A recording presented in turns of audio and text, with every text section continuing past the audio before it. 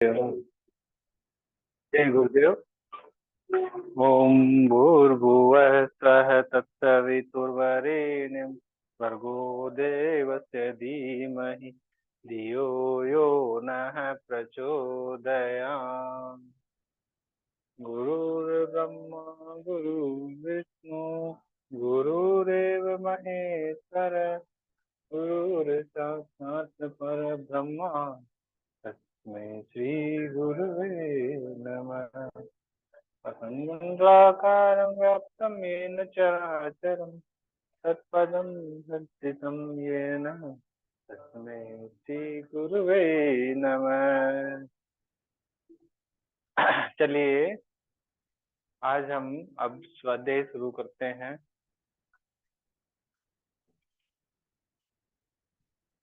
सबसे पहले हम पढ़ते हैं मौन एक देवी रेडियो है। इस वाले टॉपिक को हम सबसे पहले पढ़ेंगे।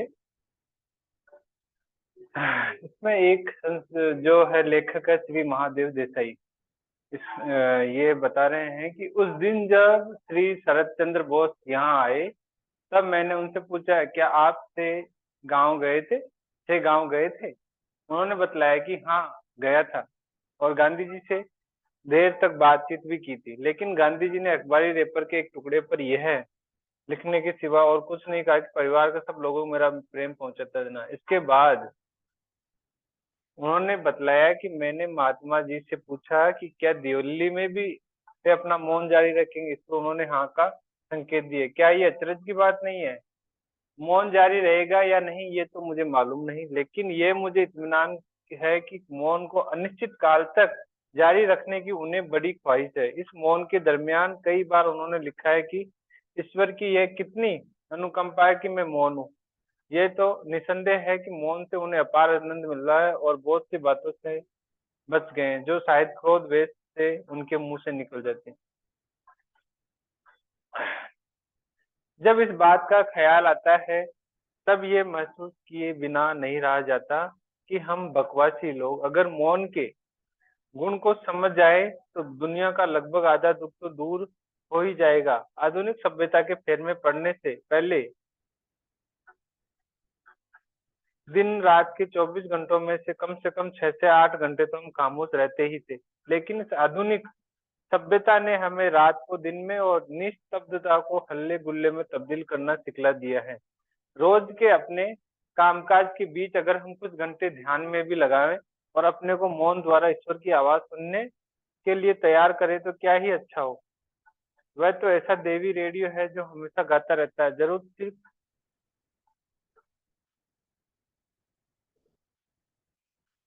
सिर्फ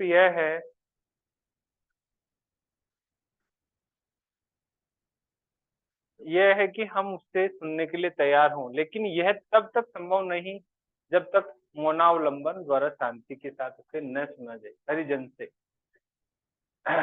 चलिए इसमें एक यही सार निकल रहा है कि मैं मौन एक देवी रेडियो। तो इसमें जैसे एक बहुत ही इंपॉर्टेंट बात बताई कि मौन ईश्वर की यह अनुकंपा है कि मैं मौन हूँ।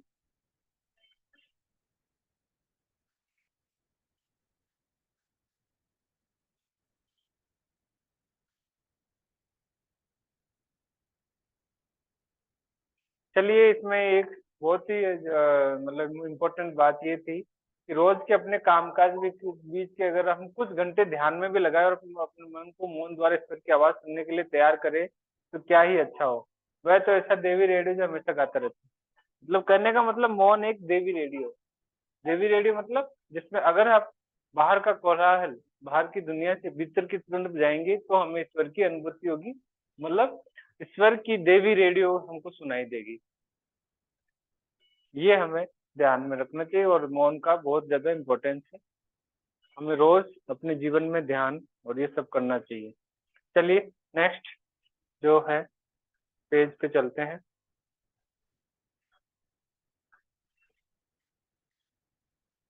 धर्म और विज्ञान नेक्स्ट टॉपिक है। धर्म और विज्ञान पंडित जवाहरलाल जी नेहरू।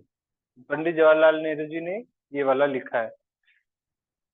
आज जब विज्ञान ने अपने पर सारी दुनिया के ऊपर फैला लिए हैं अपने पर सारी दुनिया के ऊपर फैला लिए हैं और प्रत्येक बात को अपने नीचे छुपा लिया है, धर्म और विज्ञान की जद्दोजहद हकीकत नहीं मालूम होती, क्योंकि कल तक जिस ठोस भद्दा जड़ पदार्थ समझा जाता था वह आज इतना सूक्ष्म है कि वायु से भी। हो सकता है कि इस ब्रह्मांड में हम धूल के एक छोटे से कण ही हो, लेकिन इस धूली कण में भी वह चीज है जिसमें इंसान का दिमाग और रूह है। सदियों से ये बढ़ता रहा है और इस पृथ्वी का मालिक बन बैठा है, और इसने आकाश की बिजली तक से शक्ति पाई है। विज्ञान ने ब्रह्मांड के रहस्य को हमारे सामने खोलकर रख दिया है और प्रकृति की चंचलता को भी अपने काम में लगाया है। पृथ्वी और आकाश से भी अधिक महत्वपूर्ण है आदमी का दिमाग और रूह, जो दिन दुनी और रात चौगुनी शक्तिशाली होता जाता है और नित नई दुनिया विजय करने की तलाश में रहता है। सच्चा वैज्ञानिक वह योगी है जिसे जीवन का मोह नहीं, जो अपने कर्म का फल नहीं चाहता, बल्कि सत्य की खोज में कहीं न कहीं तक भी जाने को तैयार रहता है। किसी एक जगह ऐसा लंगर डालकर बैठा रहता है कि वहां से हिल ही न जा सके।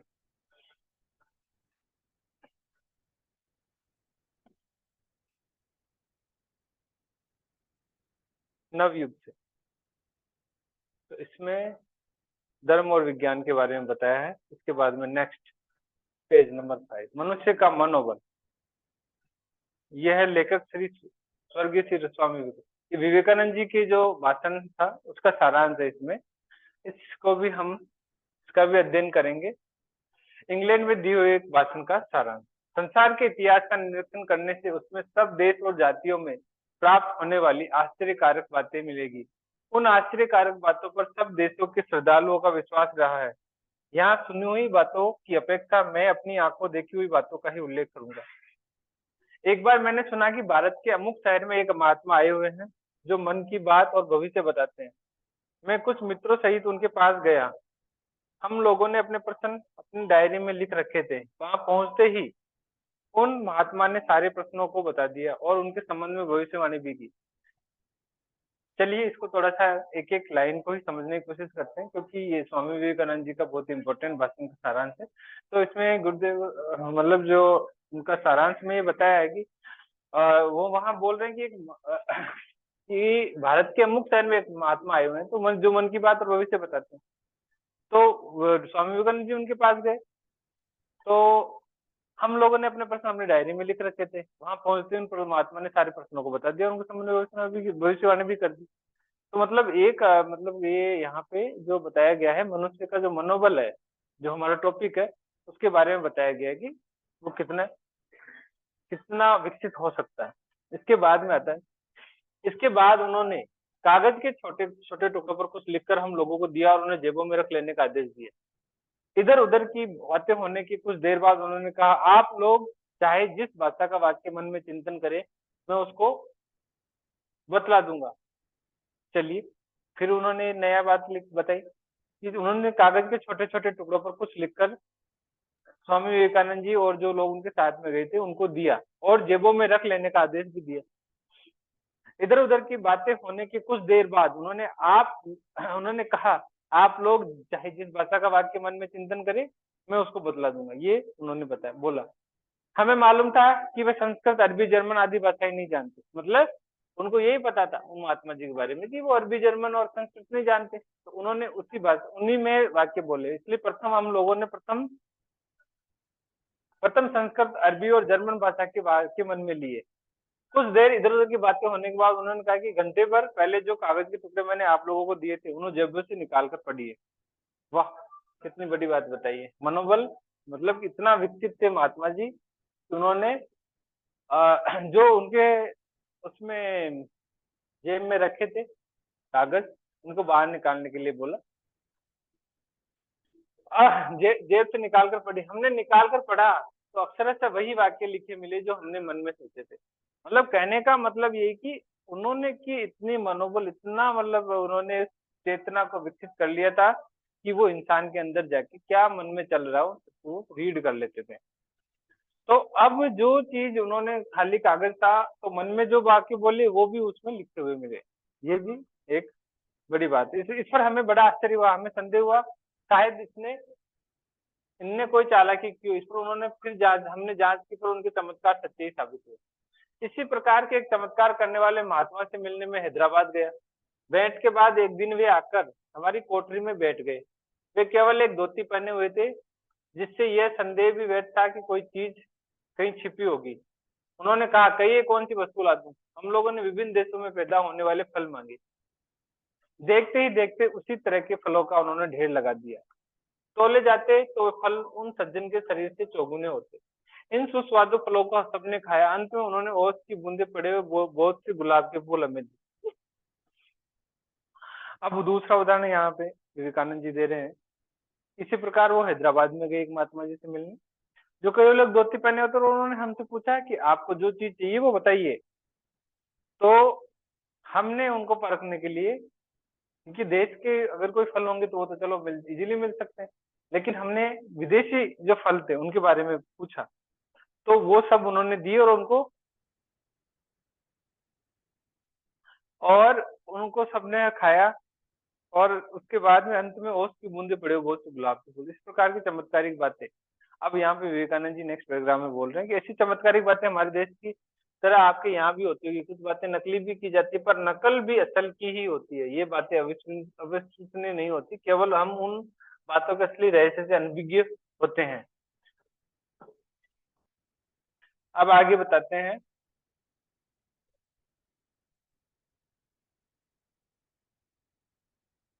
ऐसे चलिए अब इस वाले नेक्स्ट पैराग्राफ के बारे में नेक्स्ट पैराग्राफ में पढ़ेंगे। ऐसी चमत्कारिक बातें हमारे देश की तरह आपके यहाँ भी होती होगी। कुछ बातें नकली भी की जाती है, पर नकल भी असल की ही होती है। ये बातें अविश्वसनीय नहीं होती, केवल हम उन बातों के असली रहस्य से अनभिज्ञ होते हैं। प्राचीन काल में भारत में ऐसे चमत्कार हजारों होते थे, पर अब उतने दिखाई नहीं देते। यह एक मानी हुई बात है कि जिस देश की जनसंख्या बढ़ जाती है, वहाँ का आध्यात्मिक बल घट जाता है। प्राचीन काल में जब भारत की जनसंख्या कम थी, तब वहाँ के निवासियों ने आध्यात्मिक तत्व की महत्वपूर्ण खोज करके इस विषय का सर्वांगपूर्ण शास्त्र बनाया था। भारतीय जानते थे कि ये सब चमत्कार प्रकृति के नियमों के अनुकूल ही होते हैं। जो बात हमेशा नहीं दिखाई पड़ती, उसे ही चमत्कार कहते हैं। आज जो बातें हमारे दैनिक जीवन में होती है, एक समय वह भी चमत्कार ही मालूम पड़ती थी। कुछ लोगों में जन्म से ही आत्मशक्ति विशेष रूप से होती है।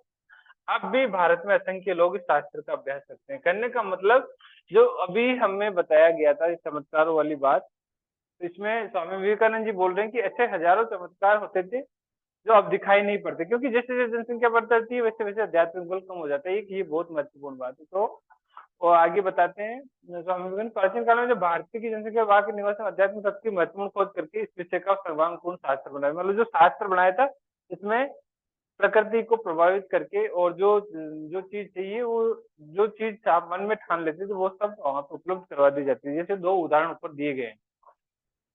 इसके बाद में नेक्स्ट पढ़ते हैं। प्रत्येक मनुष्य का मन विश्वव्यापी एक ही महामन का अंश है। इसलिए एक मनुष्य के मन का दूसरे के मन से नित्य संबंध है। इसी कारण कहीं एक कोने पर बैठा हुआ आदमी सारे संसार के मनों से संबंध स्थापित कर सकता है। विभिन्न लोगों के मन विश्वव्यापी महामन समुद्र की तरंगे है। उनका आपस में एक दूसरे से संबंधित होना स्वाभाविक ही है। अब यहाँ पे बातें बताइए कि प्रत्येक मनुष्य का मन विश्वव्यापी एक ही महामन का अंश, मतलब विश्वव्यापी जो परमात्मा है उसी का एक अंश है। इसीलिए इस एक मनुष्य के मन का दूसरे के मन से नित्य संबंध होता है। इसी कारण कहीं एक कोने पर बैठा हुआ आदमी सारे संसार के मनों से संबंध स्थापित कर सकता है। ये भी बहुत बड़ी बात है। जैसे कि हम समझ सकते हैं इस चीज को कि प्राचीन काल में, जैसे पुराने टाइम में इसी तरह से मनों के द्वारा संबंध स्थापित करके एक दूसरे में का मैसेज प्रेषित कर दिया जाता था। तो वही यहाँ पे बात कही गई, प्रत्येक मनुष्य का मन विश्वव्यापी एक महामन का ही अंश है, मतलब परमात्मा का ही एक अंश है। तो इसके बाद में बताया गया, इसलिए एक मनुष्य के मन का दूसरे के मन से नित्य संबंध इसी कारण कहीं एक कोने पर बैठा हुआ आदमी सारे संसार के मनों से संबंध स्थापित कर सकता है। विभिन्न लोगों के मन विश्वव्यापी मन समुद्र की तरंगे, उनका आपस में एक दूसरे से संबंधित होना स्वाभाविक ही है। आगे एक समय एक स्थान पर बैठा हुआ मनुष्य जब विचार करता है, दूसरे समय दूसरे स्थान का दूसरा मनुष्य भी वही विचार करता हुआ पाया जाता है। इसका क्या कारण है? ये विचार संक्रमण का एक चमत्कार है। दूसरों के पास अपने विचारों को पहुंचाने और दूसरों के भेजे हुए विचार ग्रहण करने की क्रिया का अन्यास करने से यह सुलभ ही हो जाती है।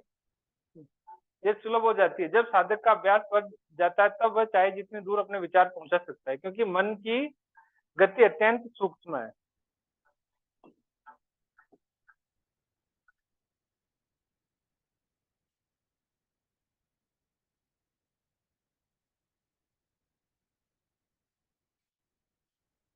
चलिए इसमें ये वाला हमने पढ़ लिया था। Next paragraph.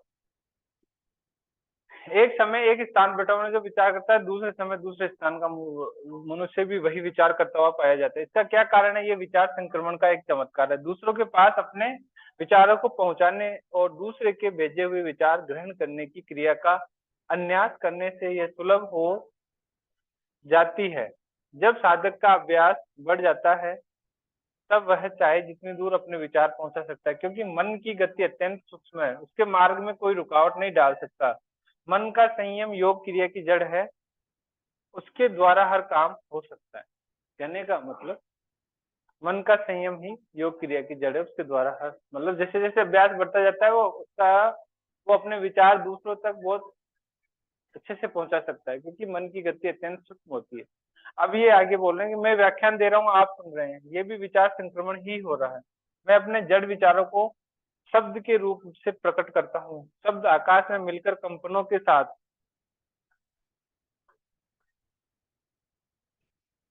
साथ ध्वनि के रूप में आपके कानों में घुस जाते हैं और आप उन्हें कानों के भीतरी पर्दे में ग्रहण करके अपने मस्तिष्क में भेजते हैं। मस्तिष्क में पहुंचकर वे पुनः अपना पुराना रूप धारण करते हैं, तब जाकर आपको उन शब्दों के अर्थ का ज्ञान होता है। मैं अपने विचारों को आपके पास पहुंचा रहा हूँ। इस कार्य में स्वयं दो क्रियाएं हो रही हैं। मेरे विचार सूक्ष्म कंपन का रूप धारण करके फैल रहे हैं और आप लोगों के मस्तिष्कों में प्रवेश करके वे पुनः अपनी असली रूप में प्रकट हो रहे हैं। यदि योग शास्त्र के अभ्यास से अपने विचारों को आपके पास पहुंचाना चाहूं तो कोई बाहरी क्रिया करने की जरूरत न पड़ेगी। मैं अनायास ही अपने सब विचार आपके पास पहुंचा सकूंगा। कहने का मतलब ये है कि यहाँ पे उस विद्या के बारे में स्वामी विवेकानंद जी बता रहे हैं कि ये विचार संक्रमण ही हो रहा है कि मैं अपने जड़ विचारों को शब्दों के रूप में प्रकट कर रहा हूँ और शब्द आकाश में मिलकर कंपनों के साथ में ध्वनि के रूप में आपके कानों में घुस जाते हैं। एक हमने वांग में गुरुदेव ने लिखा शब्द ब्रह्म नाद ब्रह्म, वो इसी बात को यहाँ पे उल्लेख कर रहा है। अब इसमें क्या है,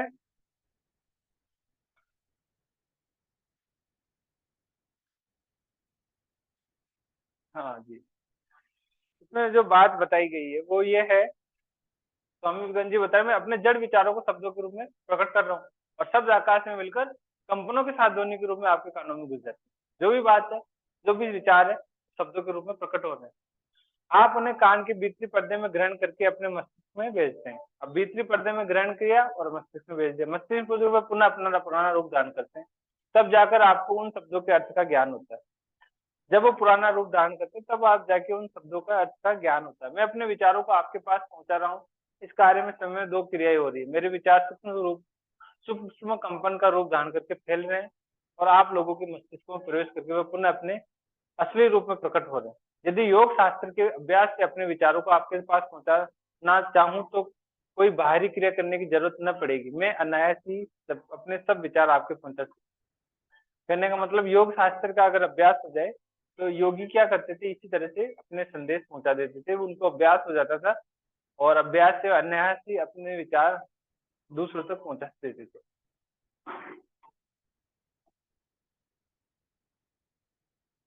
अब इसके बाद में नेक्स्ट, संसार का हर पदार्थ हमारे ऊपर अपना अधिकार जमाने का प्रयत्न करता है।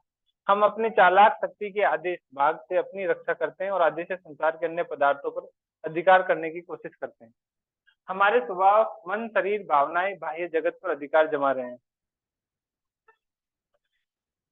मान लीजिए कोई विद्वान व्यक्ति आपसे मिलने आता है, वह घंटे 2 घंटे आपसे बात करता है, उसकी वाणी मीठी और विचारा वाली सुंदर है, तो भी आप उसकी बातों से प्रभावित नहीं होते और उसके चले जाने के बाद पहली दशा में आ जाते हैं। फिर कोई व्यक्ति आता है जिसकी वाणी अशुद्ध है और बातचीत भी थोड़ी देर होती है, पर उस विद्वान की अपेक्षा इस व्यक्ति का बहुत असर पड़ता है। इस प्रकार के अनुभव आपको प्रतिदिन होते हैं। इसका क्या कारण है? कारण यह है कि जिस व्यक्ति का अधिक प्रभाव पड़ता है उसमें कुछ विशेष तेज या चुंबकत्व होता है, जिसका प्रभाव दूसरों पर पड़े बिना नहीं रहता। भाषा और विचार तो साधारण उपकरण मात्र है, इनसे व्यक्ति की आकर्षण शक्ति को कुछ सहायता मिल जाती है। आदमी को यश अपयश प्राप्त होना भी इसी तेज पर निर्भर है।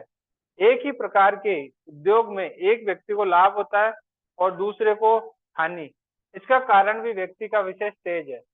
योग शास्त्र कहता है कि इस अध्यात्म शक्ति के विशेष तेज को हर व्यक्ति संपादन कर सकता है। इस पैराग्राफ को भी थोड़ा एक एक करके हम समझते हैं। संसार का हर पदार्थ हमारे ऊपर अपना अधिकार जमाने का प्रयत्न करता है। हम अपनी चालाक शक्ति के आधे भाग से अपनी रक्षा करते हैं और आधे से संसार के अन्य पदार्थों पर अधिकार करने की कोशिश करते हैं। वाह क्या बात है। संसार का हर पदार्थ तो हमारे ऊपर अधिकार जमाने की कोशिश करता है, उसके लिए हमारी आदि शक्ति लगती है। आदि शक्ति इसलिए लगती है कि हम अन्य पदार्थों पर अधिकार करें। इसके बाद में आए हमारे स्वभाव, मन, शरीर, भावनाएं बाह्य जगत पर अधिकार जमा रहे हैं। ये भी बात बता रहे हैं। मान लीजिए कोई विद्वान व्यक्ति आपसे मिलने आता है, वो घंटे 2 घंटे आपसे बात करते हैं, उसकी वाणी मीठी और विचारावली सुंदर है, तो भी आप उसकी बातों से प्रभावित नहीं होते और उससे चले जाने के बाद पहली दशा में आ जाती है। फिर कोई व्यक्ति जाता है जिसकी वाणी अशुद्ध और बातचीत भी थोड़ी देर होती है, पर आप उस विद्वान की अपेक्षा इस व्यक्ति का बहुत असर पड़ता है। इस प्रकार के अनुभव आपको प्रतिदिन होते हैं। इसका क्या कारण है? इसका क्या कारण यह है कि जिस व्यक्ति का अधिक प्रभाव पड़ता है उसमें कुछ विशेष तेज या चमकत्व होता है, जिसका प्रभाव दूसरे पर पड़े बिना नहीं रहता। भाषा और विचार तो साधारण उपकरण मात्र है, इनसे व्यक्ति की आकर्षण शक्ति को कुछ सहायता मिल जाती है। आदमी को यश अपयश प्राप्त होना भी इसी तेज पर निर्भर है। एक ही प्रकार के उद्योग में एक व्यक्ति को लाभ होता है, दूसरे को हानि। इसका कारण भी व्यक्ति का विशेष तेज है। योग शास्त्र कहता है कि इस अध्यात्म शक्ति के विशेष तेज को हर एक व्यक्ति संपादन कर सकता है। मतलब इसमें एक उदाहरण जो दिया है कि किसी का क्यों फर्क पड़ता है। कोई एक आदमी आ गया, वो उसने खूब सारी मीठी वाणी बोली, विचारावली भी सुंदर, थोड़ी देर उसको सुना, उसके बाद में वापस चली उसी दशा में। लेकिन एक आदमी है, थोड़ी देर बात करता है लेकिन उसका असर पड़ गया।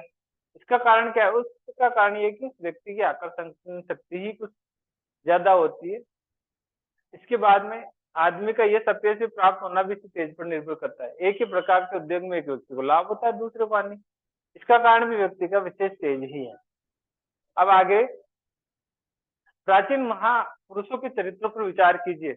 उनको इतना यश आपकी कृतियों के कारण नहीं, वरन व्यक्तिगत तेज के कारण प्राप्त हुआ है।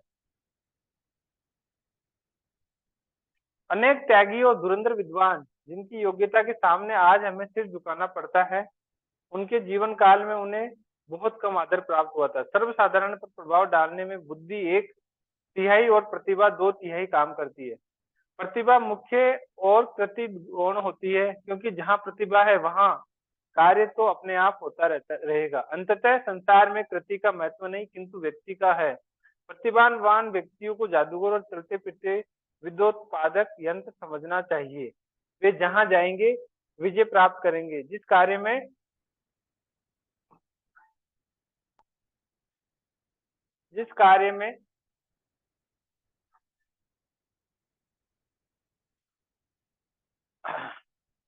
हाथ डालेंगे उसमें सफलता पाएंगे, क्योंकि अपनी विद्युत शक्ति से सब जगह चेतना उत्पन्न कर देना उनके लिए भी कुछ भी कठिन नहीं है। अब यहाँ पे इस पैराग्राफ में स्वामी विवेकानंद जी बोल रहे हैं कि प्राचीन महापुरुषों के चरित्रों पर विचार करते हैं, उनको इतना यश अपने कृत्यों के कारण नहीं वरन व्यक्तिगत तेज के कारण प्राप्त। मतलब कृत्यों के कारण तो मिला ही है,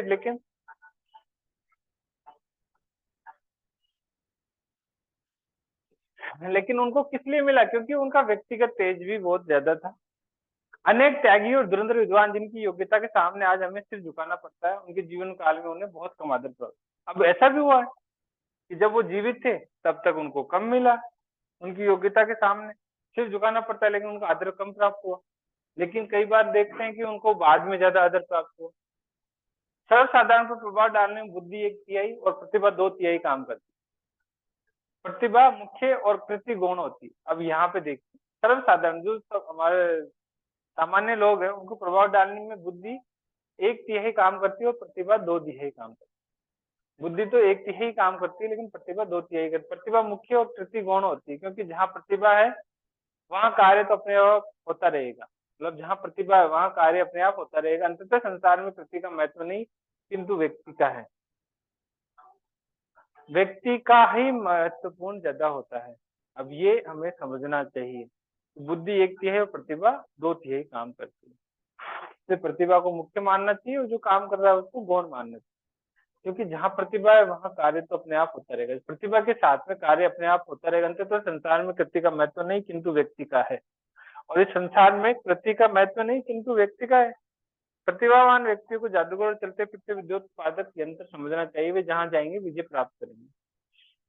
और यहाँ पे अंत में संसार में कृति का महत्व ही समझना चाहिए, किंतु कृति का महत्व किंतु व्यक्ति का। प्रतिभावान व्यक्ति को जादूगर चलते फिरते विद्युत उत्पादक यंत्र समझना चाहिए, क्योंकि उनके अंदर वो तेज होता है, उस तेज से ही वो सब बात जो उनकी कृति है वो महत्वपूर्ण हो जाती है। इसमें जैसे बताया गया है कि प्रतिभा 2/3 काम करती है और बुद्धि 1/3 काम करती है। ये चीजें में इंपॉर्टेंट बातें बताई जा रही है। इसके बाद में, क्योंकि अपनी विद्युत शक्ति सब जगह चेतना उत्पन्न कर देना उनके लिए कुछ भी कठिन नहीं है, क्योंकि उनके अंदर एक विशेष शक्ति होती है जिसको विद्युत शक्ति से बताया गया है, तो वो सब जगह चेतना को उत्पन्न कर देती है। इसके बाद में नेक्स्ट पैराग्राफ पढ़ते हैं। अभी तक कही हुई बातें अमुक नियम से होती है, यद्यपि मैं यह नहीं बता सकता, तो भी ये बातें कपोल कल्पित नहीं है, क्योंकि व्यवहार में उनका अस्तित्व हम देखते हैं रहते हैं। जड़ शास्त्रों के नियमों की भांति इनका कोई नियम निर्धारित नहीं किया जा सकता। मनुष्य में दिखाई देने वाला आत्म तेज देहांत होने के बाद भी जीवित रहता है। कृतियों को देखकर उनके तेज की हम एक धुंधली कल्पना कर सकते हैं। बड़े बड़े ग्रंथ निर्माता और महात्माओं की तुलना करके देखिए, विद्वत्तापूर्ण ग्रंथों से कोई गहरा असर नहीं पड़ता, पर महात्माओं की कृति देखकर आप विह्वल हो जाते हैं। महात्माओं के जितना विद्वानों से हमें प्रेम नहीं होता। बुद्धि एक इंद्रिय और मानवीय हृदय की एक बनावट चीज है, वह अनुकूल परिस्थिति में प्रकाश देती है और प्रतिकूल परिस्थिति में नष्ट हो जाती है। महात्माओं का तो हृदय प्रकाशवान होता है, जब एक जलती हुई मशाल से जैसे हजारों दीपक जलाए जा सकते हैं, उसी प्रकार महात्माओं के प्रकाशमय हृदय से संबंध करने पर करोड़ों लोगों का उद्धार हो जाता है।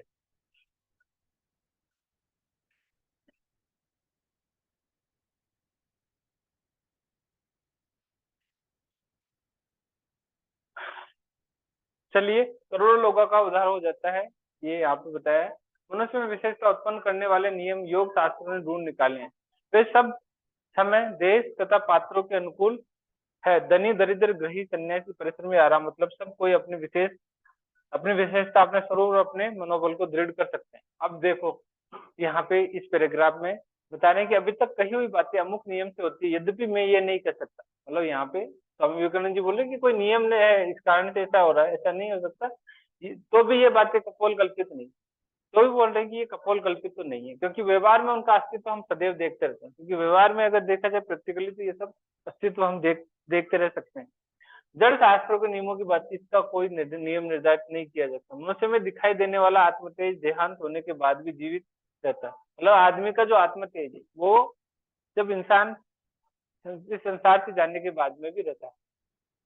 कृतियों को देखकर उनके तेज की हम धुंधली कल्पना कर सकते हैं। जो भी आत्मतेज कैसे रहता है कि उसके मनुष्य के जो कर्म किए हैं वो आज भी उसकी कल्पना करके हम देख सकते हैं। उसका एक तरह से उसका आत्म तेज है, उसको हम देख सकते हैं। बड़े बड़े ग्रंथ निर्माता और महात्माओं की तुलना करके हम देखते हैं। बड़े बड़े जिनके ग्रंथ बना दिए जिन महात्मा है, उनकी तुलना करके भी हम देख सकते हैं। विद्वत्तापूर्ण ग्रंथों से कोई गहरा असर नहीं पड़ता, पर महात्माओं की कृति देखकर आप विह्वल हो जाते हैं। अब ये करें कि विद्वत्तापूर्ण ग्रंथों से कोई असर नहीं पड़ता, ऐसे बहुत सारे ग्रंथ है जो विद्वत्तापूर्ण है, लेकिन जब उन महात्माओं की कृति को देखते हैं तो उससे हम भाव विवल हो जाते हैं। महात्माओं के जितना विद्वानों से हमें प्रेम नहीं होता, मतलब जो विद्वान कई जो किताबें लिखते हैं बुद्धिजीवी, उनसे हमें प्रेम नहीं होता। बुद्धि एक इंद्रिय और मानवीय हृदय की एक बनावट चीज है, वह अनुकूल परिस्थितियों में प्रकाश देती है और प्रतिकूल परिस्थितियों में नष्ट हो जाती है। अब यही कहना कि अनुकूल परिस्थिति रही तो प्रकाश देगी और प्रतिकूल परिस्थिति होगी तो वो नष्ट हो जाती है। महात्माओं का तो हृदय प्रकाशवान होता है, और जो यहाँ पे महात्मा और एक बुद्धिजीवी का मतलब तुलनात्मक बातें बताइए कि महात्माओं का हृदय प्रकाशवान होता है, एक जलती हुई मशाल से जैसे हजारों दीपक जलाए जा सकते हैं, उसी प्रकार महात्माओं को प्रकाश में हृदय से संबंध करने पर करोड़ों लोगों का उद्धार हो जाता है। जैसे महात्मा आज देखें हम, परम पूज्य गुरुदेव हो गए, स्वामी विवेकानंद हो गए, मतलब ऐसे महापुरुष, उनका हृदय को के कारण, उनके जो कृतियों के कारण, उनके तेज के कारण आज बहुत सारे लोग प्रभावित है और उनसे आज भी प्रेरणा लेते हैं। मनुष्य में विशेषता उत्पन्न करने वाले नियम योग शास्त्र ने ढूंढ निकालने, वे सब समय देश तथा पात्रों के अनुकूल है। धर्मी, धर्म, दरिद्र, गृह, सन्यासी, परिश्रमी में आड़ा, मतलब सब कोई अपनी विशेषता, अपने स्वरूप और अपने मनोबल को दृढ़ कर सकते हैं। अब यहाँ पे बताया गया है कि मनुष्य में एक विशेषता ये उत्पन्न करने वाले नियम योग शास्त्र ने नहीं। अब अगर किसी मनुष्य में विशेषता नहीं है लेकिन उसके अंदर विशेषता उत्पन्न करनी है, तो योग शास्त्र ने ऐसे कोर्स बहुत सारी बातें बता रखी है जिनके द्वारा वो विशेषता उत्पन्न कर सकता है। वे सब समय देश तथा पात्रों के अनुकूल है। समय चाहे कोई सा भी हो, कोई भी देश हो तथा पात्र कोई सा भी हो, उन सबके अनुकूल ऐसे नियम बनाए गए हैं। जैसे इसमें बताया गया कि वो धनी भी हो सकते हैं, दरिद्र भी हो सकते हैं, ग्रही भी हो सकते हैं, सन्यासी, परिश्रमी, आरा, मतलब सब कोई अपनी विशेषता, अपने स्वरूप और अपने मनोबल को दृढ़ कर सकते हैं। इसके बाद में ये वाला जो पॉइंट टॉपिक है उसको पढ़ेंगे। आत्मतेज बढ़ाने के लिए मनुष्य का संयम करना जरूरी है। अक्सर लोगों को यह शिकायत रहती है कि अपने विचार और कार्यों पर हमारा अधिकार नहीं चलता। यदि विचारों के उठते ही हम उनका नियमन कर सके, स्थूल कार्यों की सूक्ष्म शक्ति को अपने अधीन बनाए रहे, तो ये संभव नहीं कि मन काबू में न रहे। जब हम अपने मन पर पूरा अधिकार कर लेंगे तो दूसरों के मनों पर अधिकार जमाना भी कठिन न रह जाएगा, क्योंकि सब मन एक ही विश्वव्यापी मन के अंश है। मन का संयम सबसे बड़ी विद्या है। संसार में ऐसा कोई कार्य नहीं जो इसके द्वारा सिद्ध न हो। मनोनिग्रह से शरीर संबंधी बड़े बड़े दुख इनके जैसे प्रतीत हो गए। मानसिक दुखों को मनोनिग्रही व्यक्ति के पास आने का साहस न होगा। अपयश तो उसका नाम सुनकर भागता फिरेगा। सब धर्मों ने भीतरी बाहरी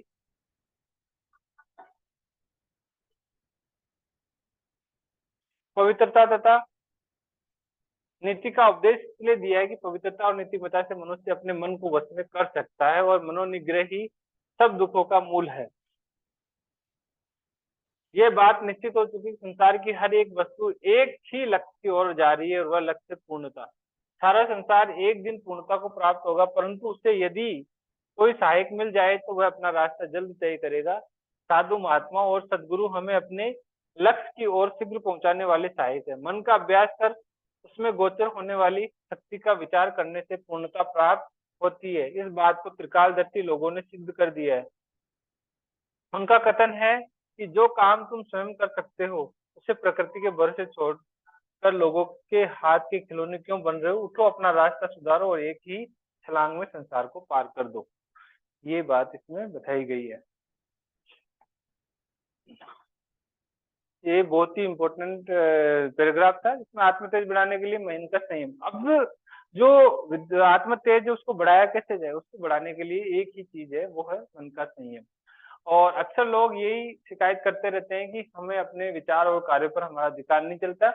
यदि विचारों से उठते ही हम उनका नियमन कर सके, स्थूल कार्य की सूक्ष्म शक्ति को अपने अधीन बनाए रहे, तो ये संभव नहीं कि हम मन पर काबू न रहे। जब हम अपने मन पर पूरा अधिकार कर लेंगे तो दूसरे के मनों पर अधिकार जमाना भी कठिन न रह जाएगा, क्योंकि सब मन एक ही विश्वव्यापी मन के अंश। मन का संयम सबसे बड़ी विद्या है। संसार में ऐसा कोई कार्य नहीं जो इसके द्वारा सिद्ध न हो। मनोनिग्रह से शरीर संबंधी बड़े बड़े दुख इनके जैसे प्रतीत होंगे। मानसिक दुखों को मनोनिग्रही व्यक्ति के पास आने का साहस न होगा। अपयश तो उसका नाम सुनकर भागता फिरेगा। सब धर्मों ने भीतरी बाहरी पवित्रता नीति का उपदेश इसलिए दिया है कि पवित्रता और नीतिमत्ता से मनुष्य अपने मन को वश में कर सकता है, और मनोनिग्रह